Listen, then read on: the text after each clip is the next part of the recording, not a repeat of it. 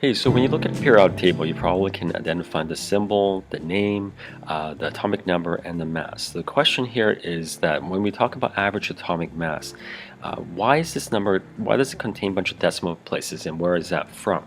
So when we look at this, we have to understand the concept average atomic mass, and what that is basically really looking at combining all the masses of the elements isotopes together. And what exactly is an isotope? Well, an isotope is an element with different number of neutrons. So you can have a carbon here, same number of protons, or them has 6 protons, 6 electrons, but the neutrons here are going to be different. So that's going to affect the weight or the mass of it. And that's really what an isotope is. The thing is that in elements, not all of these isotopes are found equally in nature. That means that, carbon can have multiple isotopes. You can have your regular carbon-12, you can have, oh, my pen is not working, carbon-13, and then you can have a carbon, oh, that was weird, carbon-14. Each of these are found in different abundance. So this one could have 90%. My pen is just not working very well. You can have a 10%, and then this one can just have a decimal, like 0.001%. These are all numbers I just made up top of my head. That doesn't even look like 1.001. There we go. My pen is not working very well.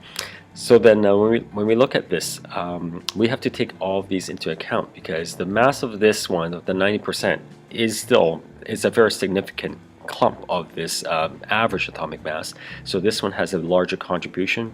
Carbon-13 has 10%, so it still has some contribution, and carbon-14 with that 0.001 is very minute, but that still takes into account, but very, very small account. Again, these are just numbers I just threw up. So here's an example for magnesium. You can see there are 3 different isotopes, 24, 25, and 26. Each of them will have a different mass, and with different masses they have different abundance. So this one has a 78.70%. That means that there is significantly more of this isotope than the others. So then our calculation is that we need to calculate how much of these masses are contributing to the whole of the average atomic mass of this one.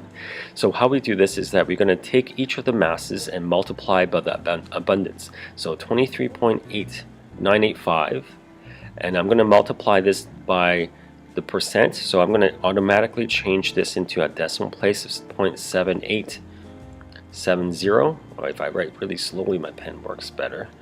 And then use the next one here, 24, and then I'm going to 24.986 times the percentage. So this one's going to be 0.1013, and then the last one is going to be my last 25.983, and I'm going to multiply this by the last percentage, which is 0.1117.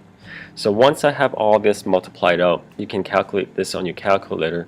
This is going to be 18.88, and then this is going to be 2.531. You notice that this is a very, very small number, because this is a very small contribution, right? There's only 10% of this. And the last one, same thing, is a small number, so this is 2.901. And once you have all this stuff, that means you have calculated the contribution of the first isotope, the second isotope, and the third isotope. And once you have all 3 of these numbers, then you can combine them, because average atomic mass is combining all these. So then you will have a number of 24.31. And if you look at 24.31 of AMU, this is your atomic mass unit, and you compare this to the average atomic mass or atomic mass of magnesium on your periodic table, it's exactly the same. So that's where that number is from.